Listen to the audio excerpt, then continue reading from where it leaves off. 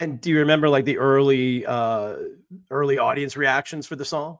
Yeah, I mean, it was just, it was a great reaction. I mean, it was definitely a great reaction. I think we've always, of course, had a positive reaction with that song. I think back then we might have opened the set with, of course, which is kind of crazy to think now that obviously we always closed the set with Hammer. And, but to open the set because it was your new song, it's your first song on the record, we tend to do that a lot. And, but I recall overall it was a good a positive vibe on that, and the fans really dug it. So Yeah, it's the whole record. I thought when it came out, I mean, I love the first couple records, obviously, but this one was a step up. I felt like, you guys really were coming together as a band, as musicians, and just musically, lyrically, the whole thing was kind of on another level.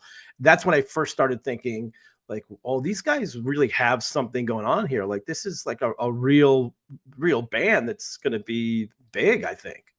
oh, well, good to hear, man. I think, yeah, we felt the same way. We just felt like we were slowly moving up that ladder, especially in our musicianship and our songwriting. I mean, crazy to think we were such a new band. I mean, right out of the gate, when we recorded Eating Back to Life, we weren't even together, what, a year maybe at that point, so we were kind of growing as a band as we went. It wasn't like we were sitting in the wings waiting to get signed or, oh, we got all this material and we're honed in on our style and all that. We were growing with musically as the band was growing in kind of in age basically. So I think we were right. We were coming into our own more or less, especially with Tomb of the Mutilated. And arguably, I think that's our most ferocious record. I mean, I really listened to that, and I listened to my drumming in particular, and I'm like, man, man, I was going crazy back then.